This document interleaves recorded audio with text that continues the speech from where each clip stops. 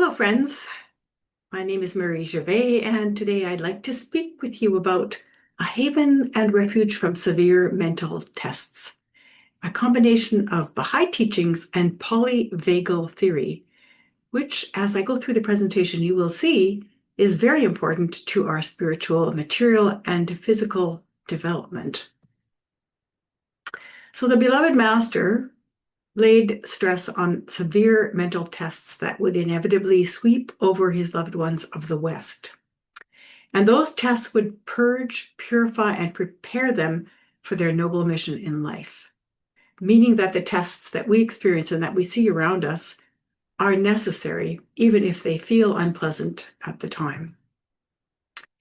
So for today's presentation, I'm going to talk about the Baha'i teachings regarding the nervous system, healing, service, encouragement, and anxiety and joy.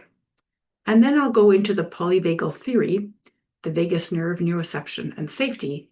And then we have 3 exercises that we can all do in order to calm our sense of threat internally and help our bodies to be healthier. And then 3 practices that we can use to combine neuroception and also prayer, meditation, and co-regulation. So you can see how this works and how it feels for yourself and for everyone in the room.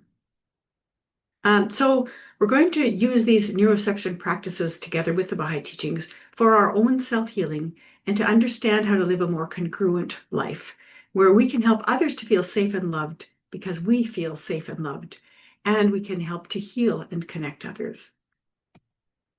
So the Baha'i teachings and polyvagal theory share some things in common.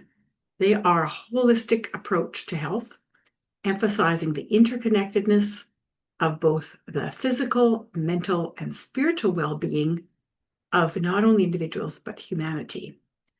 Both frameworks recognize the importance of addressing the whole person for true healing and for wellness. The Baha'i teachings have a very comprehensive view of healing the spirit and the body. The Baha'is understand that a holistic approach is necessary to health, that there are material means and spiritual means that together, when we engage with service, all 3 of those help us to heal. There's an emphasis on prayer and meditation, and the spiritual practice of prayer and meditation, and many stories from Abdu'l-Baha about prayer and meditation, and from the early believers, and how the power of prayer influenced their own mental and physical health, their ability to work through severe mental tests, and to help others to feel relief in difficult circumstances. It's important for us to consult competent physicians, to use critical thinking when evaluating contradictory advice from professionals, and use spiritual practice together in order to be more coherent in our approach to individual and collective and service acts that we would undertake. And that means that if there is contradictory advice that comes from professionals, we look for what would be the majority and follow that. And this, according to the Universal House of Justice's recommendation for how to work together with the existing systems that we have and with the Baha'i teachings. And Baha'i teachings recognize that illness can have a spiritual, physical, and mental cause, and that there's an intermediary nerve-based consideration that influences the healing processes. And this is what particularly interests me and why I chose to do this presentation for the ABS conference. So Baha'u'llah wrote that in the treasuries of the knowledge of God, there lieth concealed a knowledge which, when applied, will largely, though not wholly, eliminate fear. This knowledge, however, should be taught from childhood, as it will greatly aid in its elimination. Whatever decreaseth fear, increaseth courage. And this, from my understanding at this point of the application of polyvagal theory to the Baha'i writings, is that using the practice of neuroception, which I'll explain and which you'll get a chance to experience, we can eliminate the sense of fear that we have inside of ourselves that is often the result of false perceptions of reality. and to get closer to not only to our experience of the divine, but to reading the realities of others and the world around us, rather than projecting our own feelings of threat onto what's around us. The Universal House of Justice wrote that the lives of the founders of our faith clearly show that to be fundamentally assured does not mean we live without anxieties, nor does being happy mean that there are not periods of deep grief when, like the guardian, we wrap ourselves in a blanket, pray and supplicate, and give ourselves time for healing in preparation for the next great effort. So here we see that the example of the guardian is to take time to heal, take time to be still, take time to comfort yourself, and be ready to become resilient for the next great effort. Resilience doesn't come from accepting constant abuse to ourselves and those around us as the necessary piece of life from which we could never recover. And that seems to be the state that most of humanity is in right now.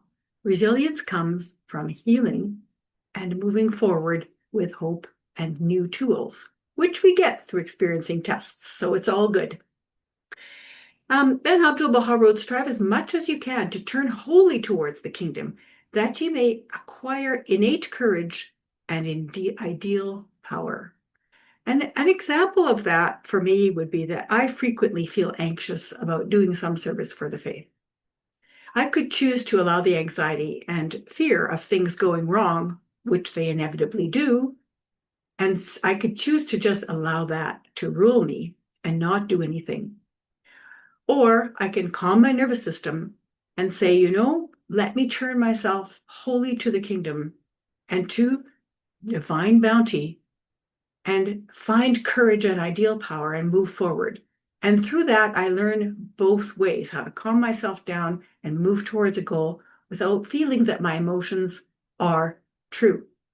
Because we are trying to move towards a state where we recognize thoughts and emotions as transitory and the revelation of Baha'u'llah as the guiding light in our daily practice, which makes a very big difference, since emotions make excellent servants and terrible masters.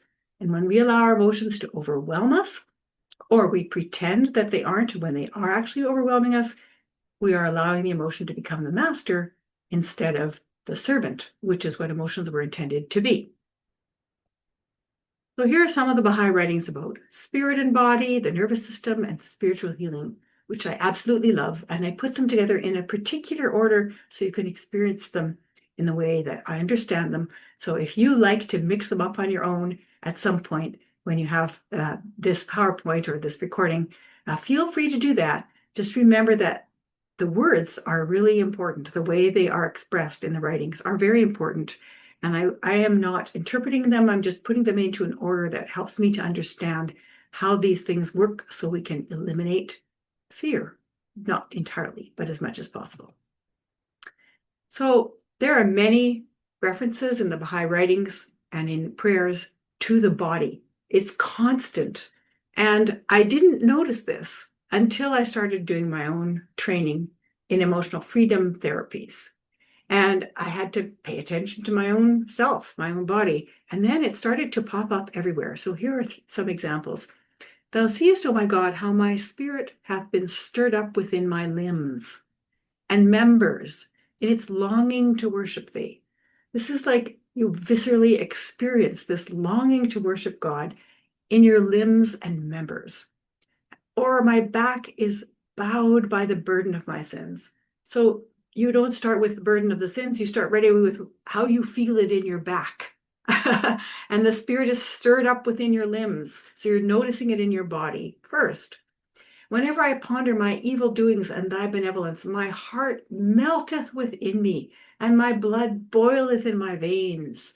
So then I think about it, and then I go, oh, how insignificant a creature I am. And I feel like my heart is melting and my blood is boiling when I think about that. So all of these are references to the body that are there for a reason. And I didn't even notice them until I started paying attention. So now this is the whole piece, the most important part of the whole presentation on the Baha'i writings and sympathetic nerve. And this is a quote from Abdul-Baha in Tablets of Abdul-Baha, Volume 2, 309. The powers of the sympathetic nerve are neither entirely physical nor spiritual, but are between the two systems. I really love this because this explains polyvagal theory to a T, which we'll get to in just a minute. So there is this sympathetic nerve, and Abdu'l-Baha knew about it before anybody was even talking about it in the way we understand it through polyvagal theory and other somatic expressions of the body.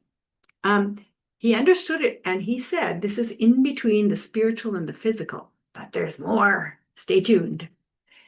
Its phenomena will be perfect when its spiritual and physical relations are normal, meaning that right now, the spiritual and physical relations affecting the sympathetic nerve are causing things to be out of whack, abnormal, right? When the material world and the divine world are well correlated, when the hearts become heavenly and the aspirations grow pure and divine, perfect connection will take place. This is the importance of correlating the material and the divine, hearts becoming heavenly through spiritual practice and service, and meditation on the writings and reflecting and growing. And all of this creates a perfect connection. Imagine how the true race of man can emerge out of this connection. Then will its power produce a perfect manifestation. Physical and spiritual diseases will then receive absolute healing. This is so exciting to me. I could not get over how excited I was when I first found this quote. And I have spent a lot of time reflecting on it and meditating on it because I think it tells us a lot about what we need to pay attention to bring the physical and the material healings that we understand, the physical, material, and the spiritual healings that we understand together with the whole concept of the nervous system's role. So a little bit about encouragement, joy, and spiritual connection in healing, again from the Baha'i writings.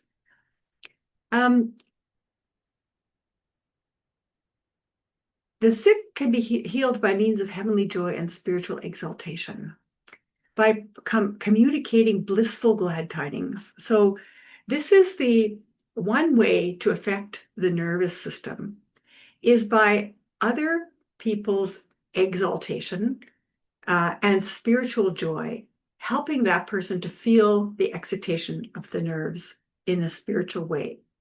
When at the bedside of a patient, cheer and gladden his heart and enrapture his spirit through celestial power. And there are quite a few examples of Abdu'l-Baha saying that when somebody is ill, it doesn't help them to say, oh, it's a lost cause and you're at the end of your life. It rather helps them to say, the spiritual world brings only joy, and this is something for you to learn from, and let me encourage and inspire you with prayer. So rather than being discouraging, we try to cheer, but from not a positive toxicity, but rather from this desire to cheer the heart through spiritual exaltation. And then complete and perfect connection between the spiritual doctor and the sick person causes the excitement of the nerves and health is produced. So just imagine this for a while. Just think of every doctor being so attuned spiritually that they're able to connect with the sick person spiritually in ways that encourage and help and promote the healing. Dr. Stephen Ung, who is an acupuncturist and medical doctor, once told me that unless he prays constantly throughout the day, his healing will have no effect. And that's also what Abdu'l-Baha tells us in prayer for healing. So it was very, very interesting. So this quote, which I also love, is these episodes. So whenever we're experiencing fear, anxiety, depression, hopelessness, these episodes shall pass away, while that abiding glory and eternal life shall remain unchanged forever. Moreover, these afflictions shall be the cause of great advancement. So knowing that there's an end, that it will pass away, whether we see it or experience that end or not, there is an end. But the eternal life remains unchanged and is always there for us. And knowing that those afflictions are there for the purification of our hearts, or in some way useful to humanity and the plan of God helps to give hope and to stay hopeful. Now, there's also a lot in the writings about expecting that service will cause anxiety and fear, and then what to do about it. So Abdu'l-Baha wrote this lovely quote here, which is, to be required to be happy and assured while busily serving the cause can raise in us more than a little anxiety. The faith brings each one of us crises as well as victories. Our own lives, and even the lives of the central figures of the faith, have been fraught with agony as well as blessing, with failure and frustration and grief, as frequently as with progress. This is the nature of life. And Shoghi Effendi wrote to the British Baha'i community when they wrote about their struggles, he himself, having undertaken at such a disturbed time, to raise at least the first story or arcade of the new part of the Bab Shrine, finds himself beset with worries, problems, and complications which have not only doubled his work, but exhaust and harass him all the time. So at least let the British friends know that when they struggle and feel hard beset, they are not struggling and worrying alone. Far from it. So this is encouraging to know that even the guardian struggled with being beset with worries.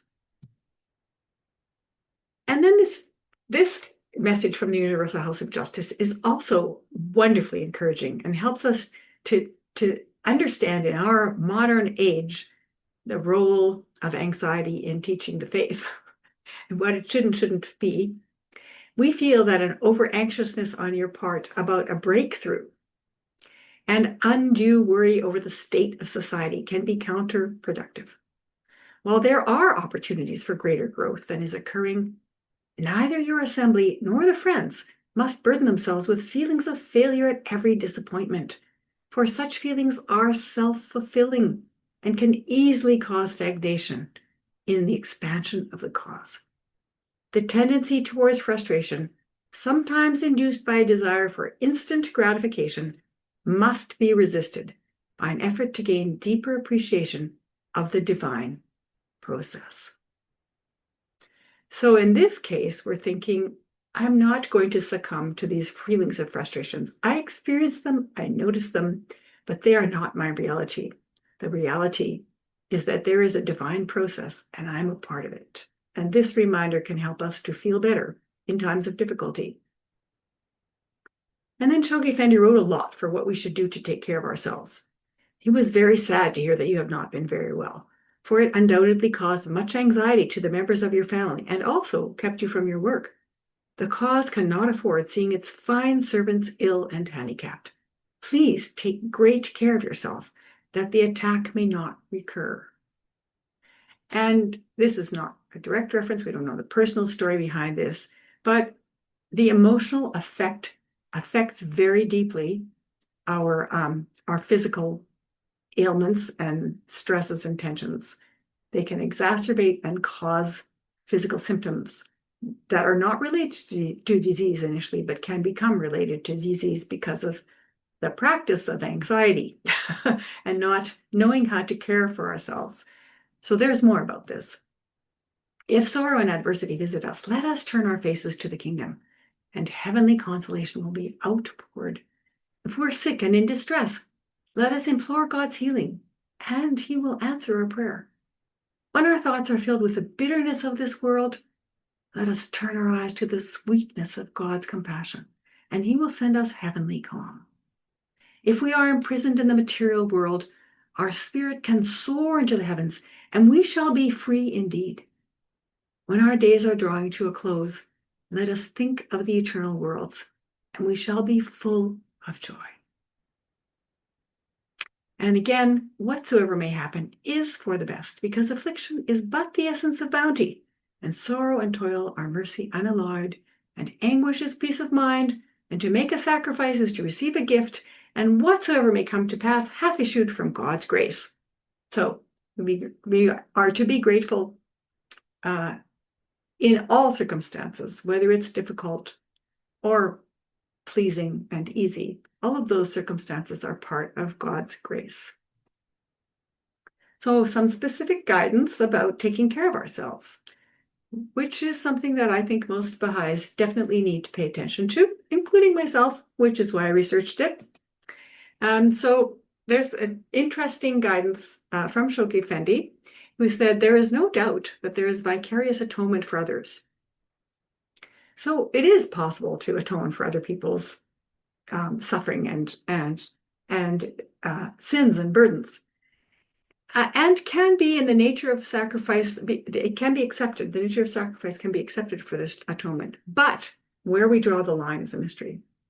And this speaks to the issue that if we are over-empathizing with someone, we end up blurring the boundaries between what's going to be their reality and what's going to be our reality, because we are allowing the problems of the other person to trigger us into thinking that we need to act, which is an illusion, because we need to pay attention to calming our own selves so that we can then pay attention to the reality of the other person.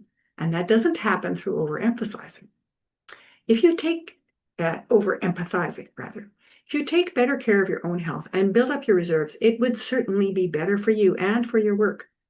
Then your sensitive, yearning heart, although you may still often suffer for and with others, will be better able to withstand its trials. And you will not get so exhausted, which is certainly no asset to your work for the cause. So paying attention to taking care of your health and building up your reserves is necessary for us to not fall into a state of exhaustion and over-empathizing where we are no longer useful to the other person. It's the opposite of no empathy, which is equally difficult. Too much empathy can cause this kind of suffering, which doesn't help anyone. Shoghi Effendi wrote, you should not neglect your health, but consider it the means which enables you to serve. And it, the body, is like a horse, which carries the personality and spirit, and as such should be well cared for so it can do its work. You should certainly safeguard your nerves. Again, reference to the nerves. And force yourself. So even if you think, oh no, I must keep working, I must keep striving, force yourself to take time, which is what Shoghi Effendi did regularly. Made himself go to the Swiss Alps so that he could take time to pay attention to his health. Force yourself to take time. And not only for prayer and meditation, but for real rest and relaxation. And sleep, so important, because if we are not rested, we tend to overact to things and cause problems where there were none. Shoghi Effendi wrote, there are very few people, or on behalf of him, probably Ruhiya Khanum wrote this, there are very few people who can get along without 8 hours of sleep. If you are not one of those, you should protect your health by sleeping enough. The guardian himself finds that it impairs his working capacity if he does not try and get a minimum of 7 or 8 hours. And there is no object in overtaxing your willpower and strength by forcing yourself to do things for the cause. So although the previous quote said you should force yourself to rest and relax, this one says forcing yourself to do things for the cause is not good. There's no object to that. You should let your mind rest in the thought of the infinite love, mercy, and forgiveness of Baha'u'llah, and cease to fret about whether or not you are doing your share until you fully recover your health. And evidently, you already are on the road to recovery. So even then, don't fret. Just say, you know, I need to take care of myself. This is part of me being able to serve the cause. This is part of me being a useful member of society. So here's a little bit of a resume of what we've seen. The spirit and the body are intimately connected. The sympathetic nerves and references to the spirit through experiences in the body are abounding in the writings and the guidance. Encouragement and joy help to promote healing. When the material and divine worlds integrate, humanity will experience complete healing, which is so exciting. And Baha'i should consider physical, spiritual, and nervous system methods of healing. All of those references to the nerves aren't there for nothing. They're there for a reason.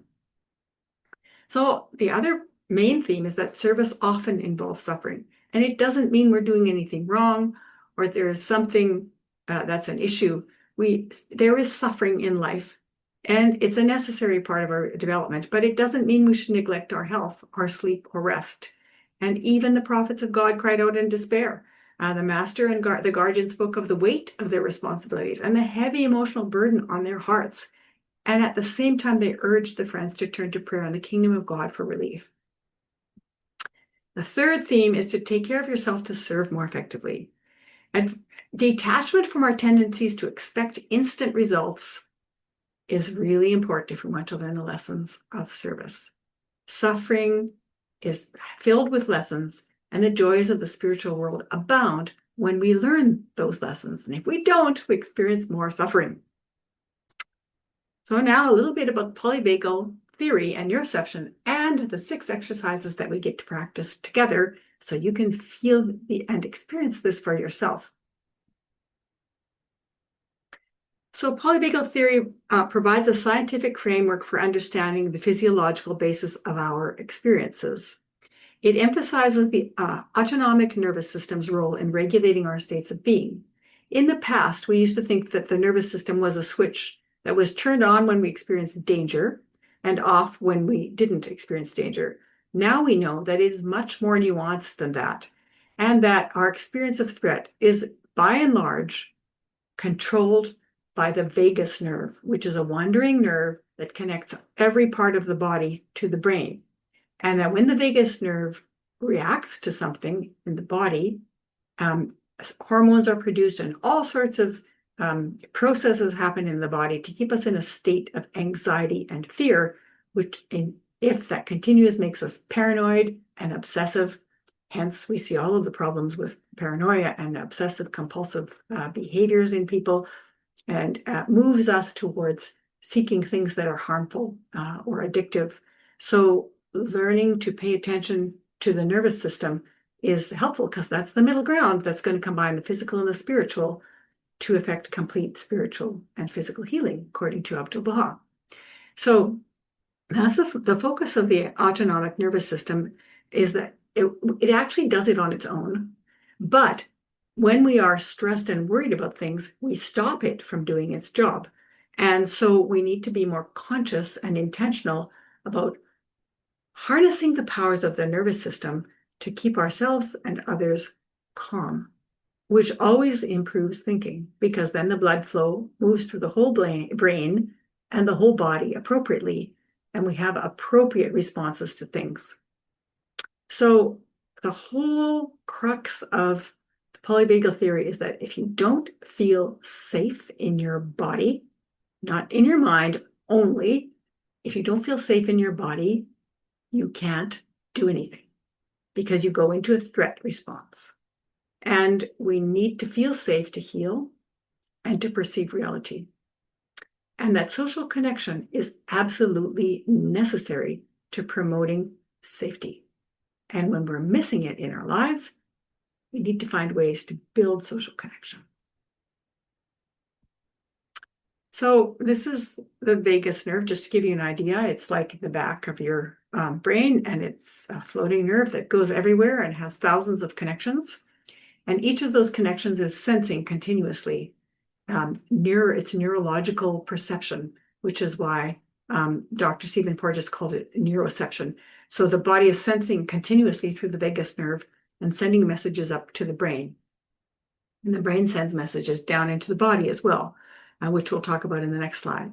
So when everything is in stasis, which is what we'd like to feel because it's much more pleasant than the other things, when it's in stasis, meaning that we're responding appropriately to a situation without being under threat or having succumbing to a cognitive distortion, then we feel interested, focused, rested. We can respond with joy and humor to a situation, and we can respond appropriately to something that comes up that might not be as pleasant. But you can't stay there forever. You're going back and forth throughout the day thousands of times. And so some people are more triggered than others because of their past, their childhood, their experiences. And all of us can learn to calm our nervous system and to help others do the same. So the two extremes are dorsal, which is when we're supposed to be resting and sleeping, and sympathetic, when we're supposed to be highly interested in things. Dorsal, if it's not functioning properly, results in depression, slowing down, and up to the play dead response where you just shut down. And sympathetic, if it's not responding appropriately, turns into a fight or flight. in high engagement in either anger, aggression, or self-anger and aggression, self-criticism, moving inside. And so we might have the desire to fight or to flee, but when we're highly engaged and ready to respond, and that's necessary if we're in a dangerous situation, but most of the time we aren't. Our perception is, as a result of all of this vagus nerve activity, can be faulty. And the only way we'll know if it's faulty or not is by learning to calm down. So polyvagal theory focuses on this autonomic nervous system's role in regulating physiological states. And it describes these attunement states. And he talks about how important it is for us to tune in and attune to the different states that we experience. And once we have released unpleasant emotions from a recent incident, the next step is to look for glimmers of hope and positive reinforcement of where we're moving towards. So too often we go back and forth from we think we're getting okay with something, and then we fall back into a neurological loop that is unpleasant and causes us to think in the ways that are unhealthy patterns. So we can actually rectify that through neuroception, as by consciously attuning to the sensations and emotions of the body. This decreases anxiety. We're going to do some of that today. It increases a sense of safety and well-being. It's very pleasant. And co-regulation emerges as our mirror neurons with ourselves and other people just start to kick in, and we feel connected and happy, and we're enjoying the company of other human beings and also animals. This helps with animals and with nature and with sound, which we'll also get into later. So once we feel safe, we can endure very difficult situations and come out still less wounded than if we didn't feel safe and we just completely succumbed to whatever emotional reaction was going on in our bodies. So that sense of safety is something that requires practice. And social engagement requires practice and effort until it feels more natural. And this has a domino effect of healing trauma. So there are many health benefits to it. We'll go into some of this. And this I am going to escape from, and I'm going to share a new share with you, which is going to be the YouTube that explains polyvagal theory and trauma. And it's a very lovely, it's my favorite. There are many good ones, but this one is my favorite. And let me just see if I can find it in the right spot. Let me get that ready. Okay, and share with all the right settings. And now we can watch this video about the trauma in the nervous system and how the polyvagal theory makes sense. Over half of us have a chronic disorder such as high blood pressure or autoimmune disease. Rates of anxiety, depression, PTSD, and addiction are skyrocketing. Why? The roots of these issues and more can often be traced to trauma, adverse childhood experiences, chronic stress, and ultimately, nervous system dysregulation. Meet your autonomic nervous system. Let's call it ANS. ANS takes care of a lot of your automatic functions, like your heartbeat, digestion, and body temperature. ANS also manages your survival and stress response, working to keep you alive when your life is in danger.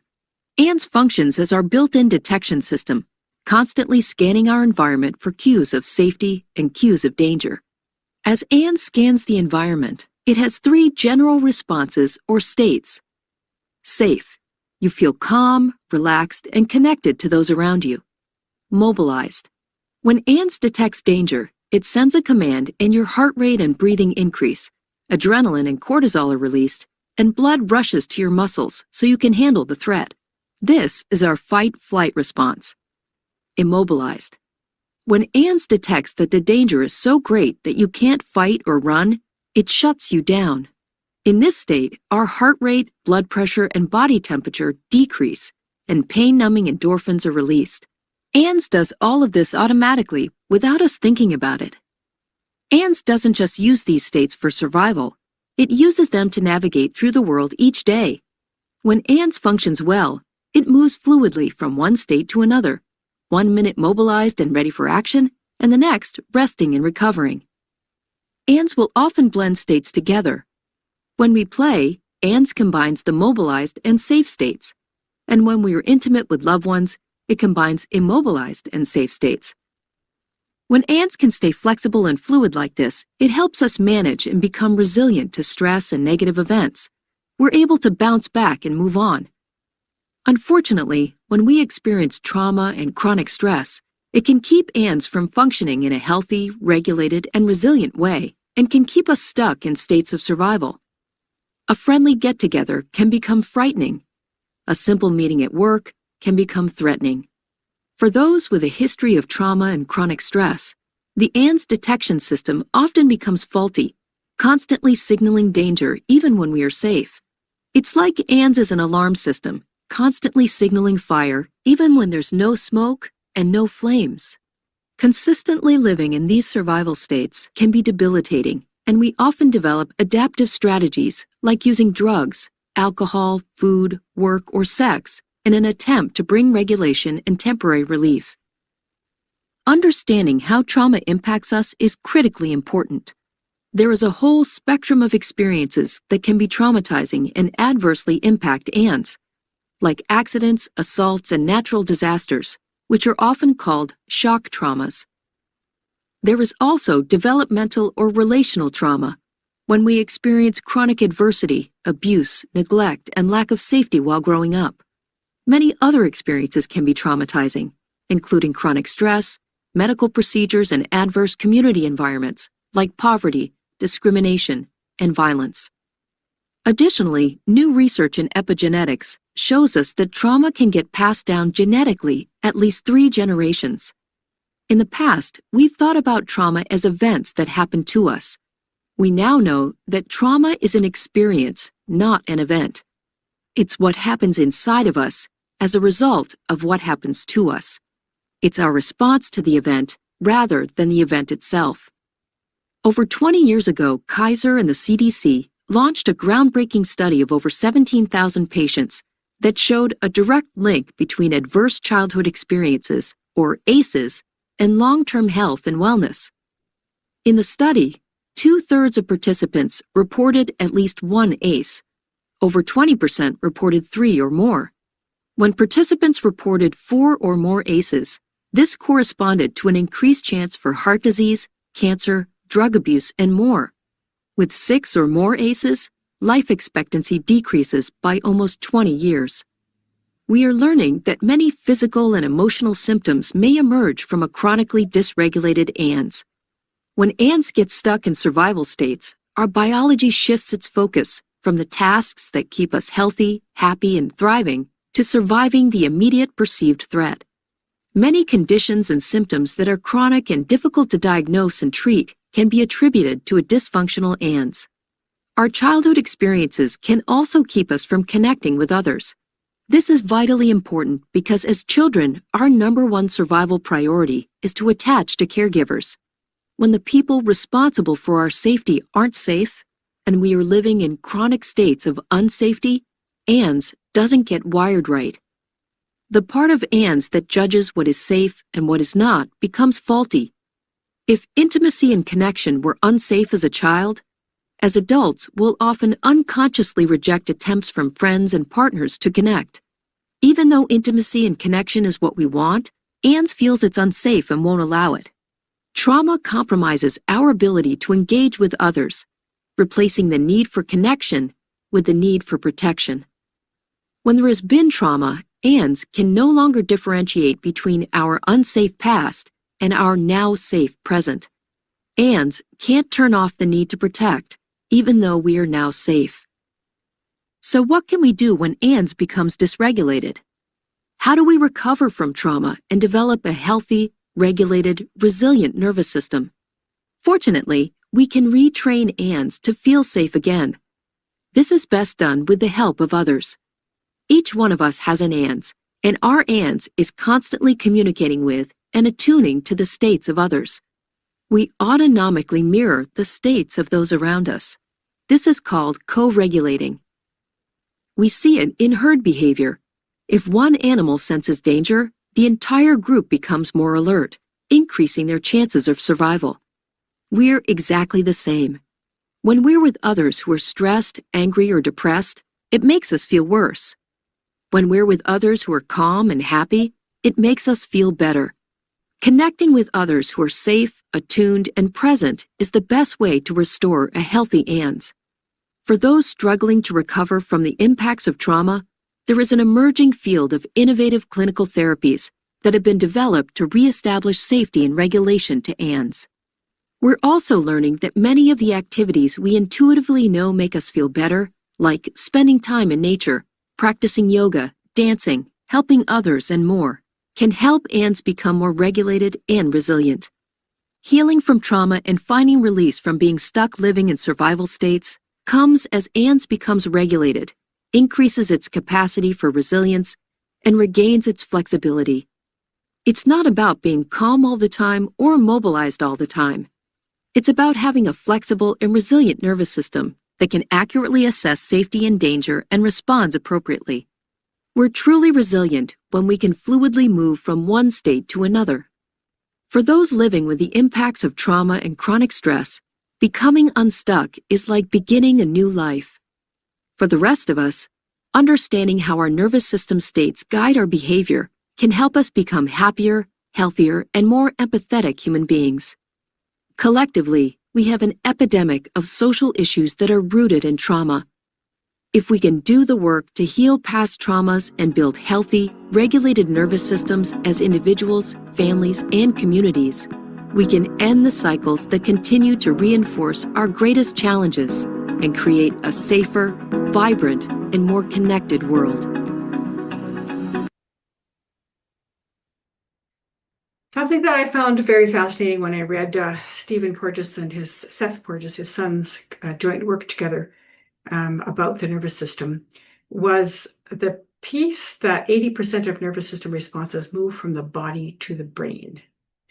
And that means that if we aren't paying attention, we are going to continuously be reacting to things within and around us inappropriately. There's such a lot of guidance from the Universal House of Justice about reading our realities.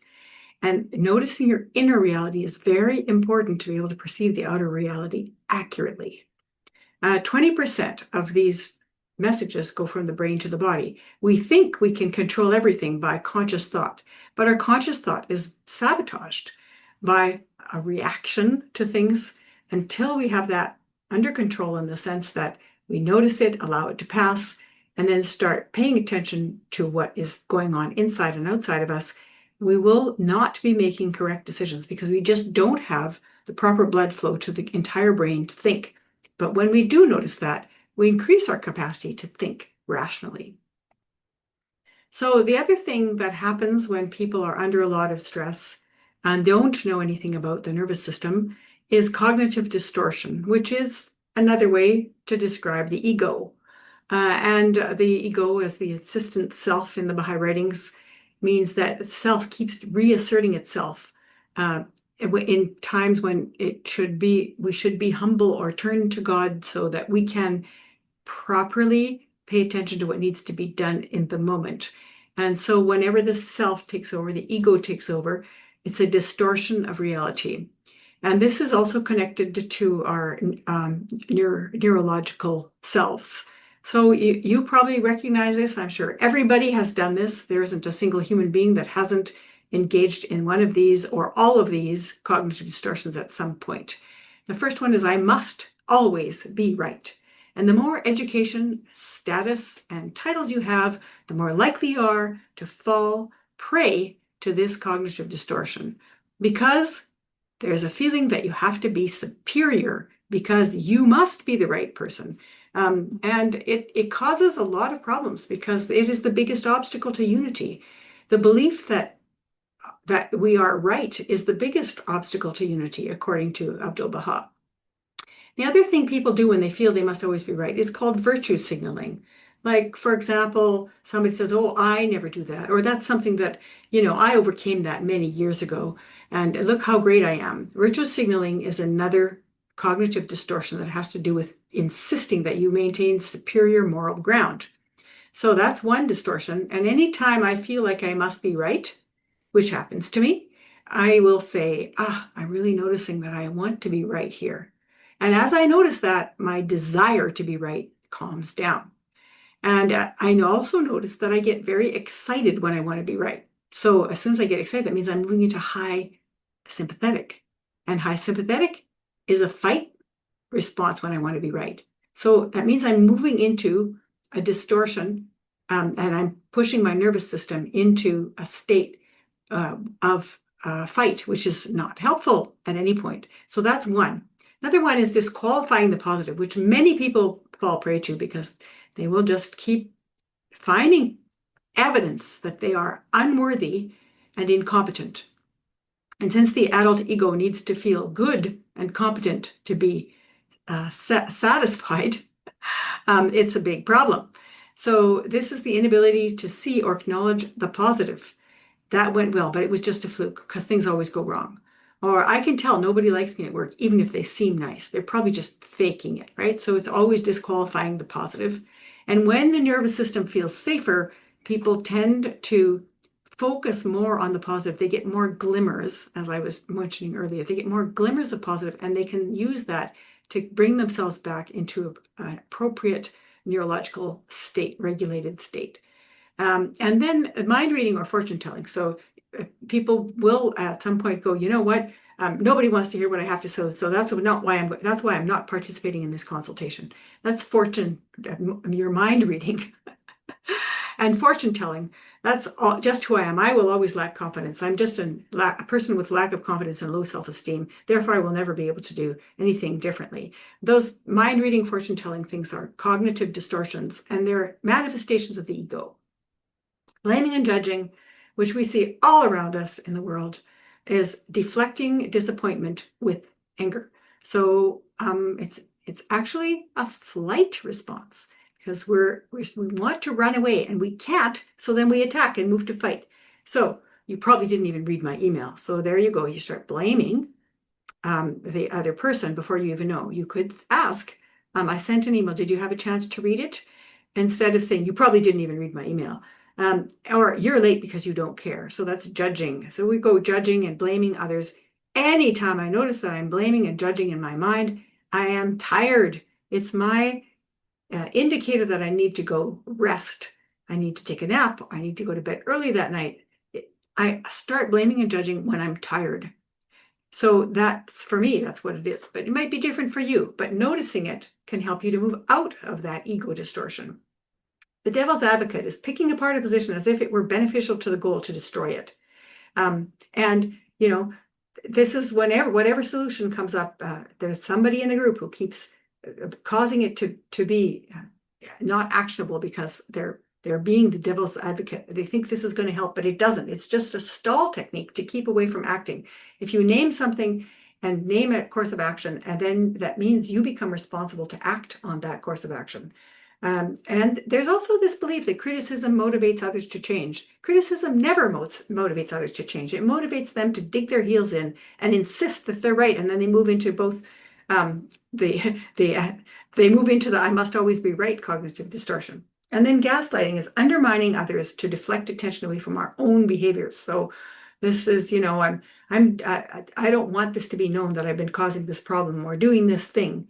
And therefore, I'm going to just point out everybody else's failures or say what while the system is wrong and everybody in the system is terrible, or taking people's credit and saying, look at that person isn't really worthy of getting credit for this because they didn't do all the work. I did all the work. All of this is gaslighting, and bullying others to divert attention away from yourself is another gaslighting technique. So if you haven't experienced these, I think you haven't been alive long enough because all of them are things that we all fall prey to. So the ones that I most fall prey to are I must be right and blaming and judging. Okay. So I know that's my default. So as soon as I notice them in my body, I can start to calm myself down. So I have a hypothesis about cognitive distortion, ego, and the nervous system. It's only my own hypothesis, but I believe it arises as a result of both nervous system perception of threat and a lack of spiritual tools to read one's own reality. And so we've got this perception of threat and we don't have any tools. And so we believe that whatever we're feeling is right, that it is factual, and it isn't, right? Cognitive distortion keeps the mind from connecting with neuroception because it's pushing us away from action or healing that we need, or humility that we need to do in order to move forward.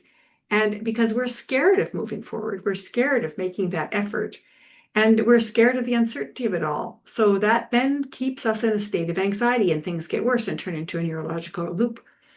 But we can correct it by increasing safety and connection.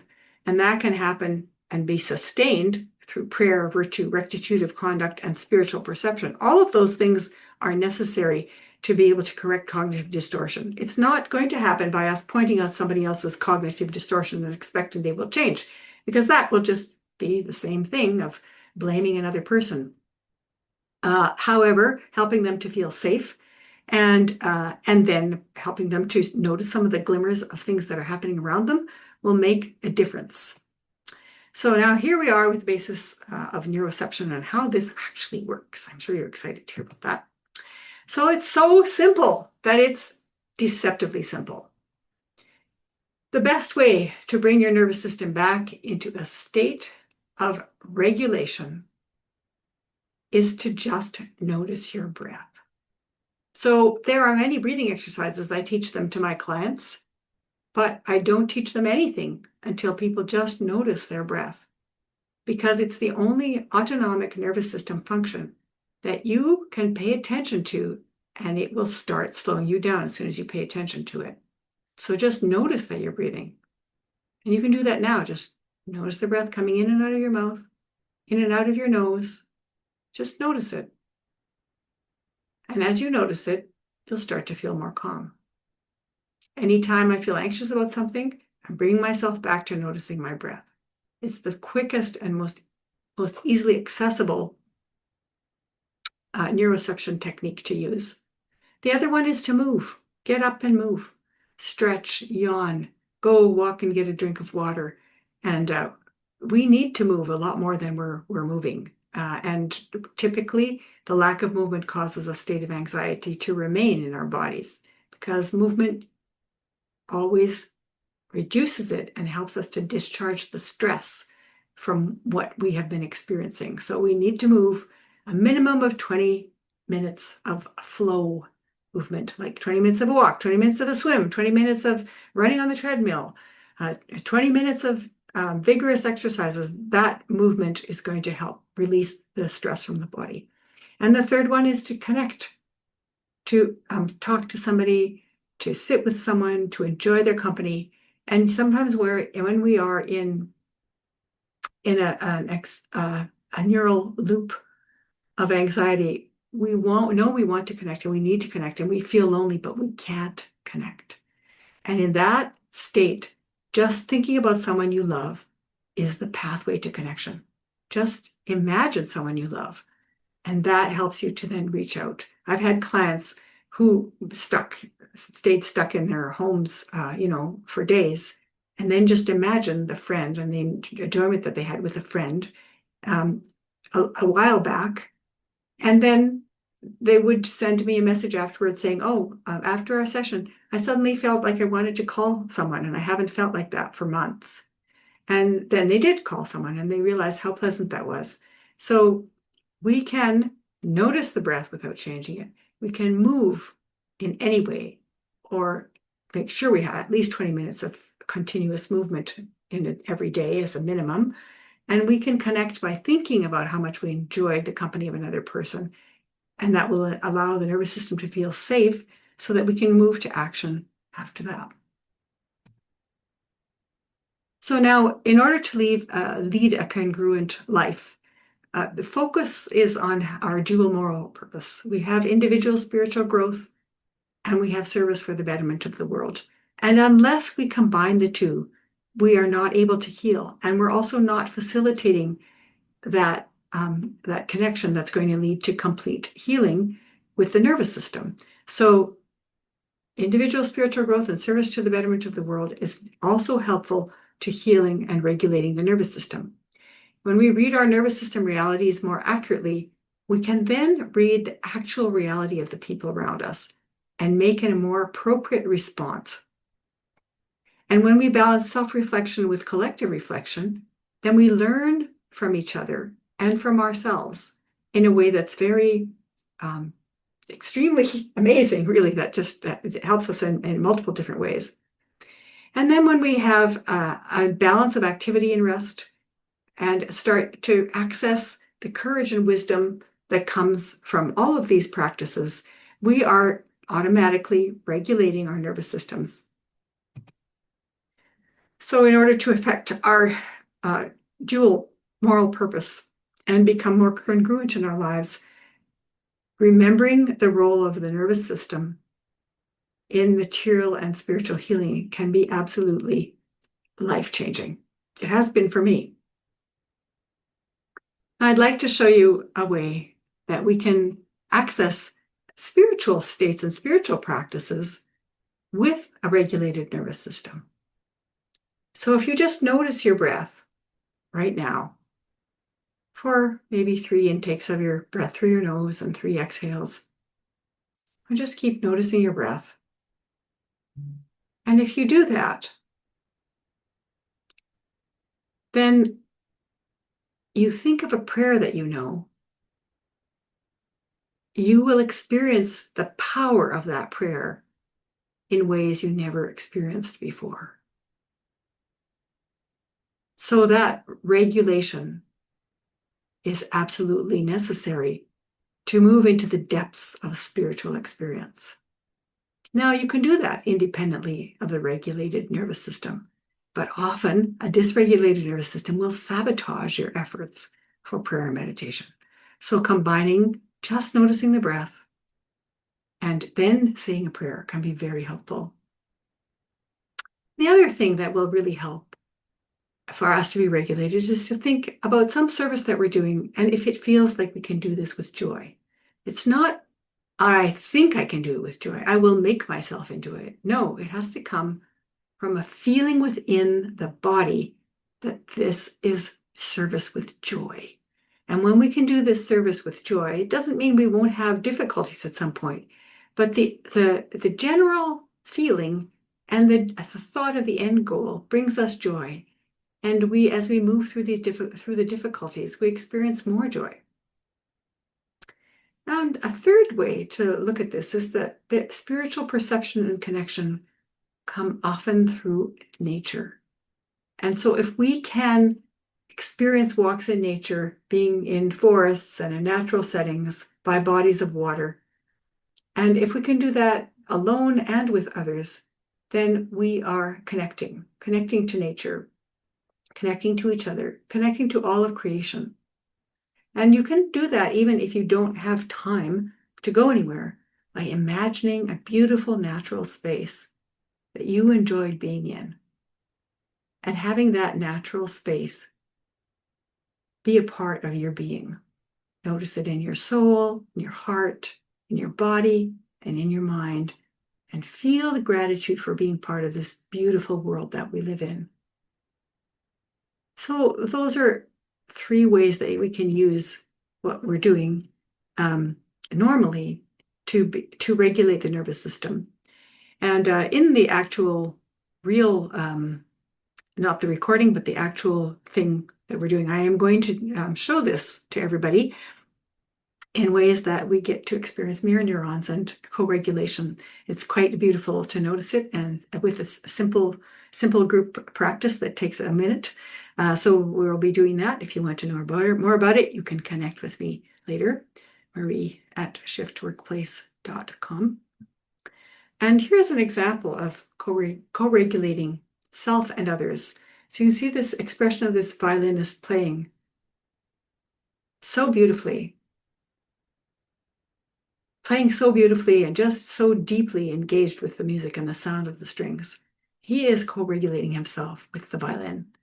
And you see this this boy who is that with his parents and is just enjoying a moment of feeling very loved. And look at the smiles on their faces. This is mirror neurons at work with people feeling so happy and so connected with each other through the power of love. So the Baha'i teachings on healing combined with polyvagal theory can increase interconnectedness of the physical, emotional, and spiritual, and produce in ourselves a sense of well-being that we may not have noticed before. And it can deepen that sense of well-being, infusing everything we do with joy. By integrating these approaches, individuals can find a haven and refuge from severe mental tests. Co-regulation towards peaceful states is a necessary community building skill set. If we don't have it, we won't have a just and equitable world. Because everybody in panic and fear just tends to reinforce inequity, prejudice, and destruction. And on the other hand, a regulated nervous system that is connecting with others produces love, peace, and unity. So as the ego fades to allow the true self to appear, cognitive distortions will fade on their own, and physical, emotional, and spiritual health can flourish. I love this picture of the coleus leaves so that you can see how the nervous system is integrated into the life and beauty of the leaf. And that's the way we are. So I'm going to end with this quote from Abdu'l-Baha: "The spiritual world bestows only the joy," which helps us to remember that this is who we really are. We are spiritual beings. And in order to effect true healing, it will be the perfect connection of the material and the divine through the elimination of fear and understanding the nervous system. And so this is me. You can connect with me. There's my website and my phone number and LinkedIn and Instagram. And email, so you can connect with me using any of these. If you're interested in knowing more, having a discussion, I'm always excited about having a discussion about these things because they are a passion of mine. And I have seen so much healing happen when people combine the spiritual, the material, and the nervous system regulation tools that of which there are many. And I only touched on a few here during this presentation. So thank you so much for being here today.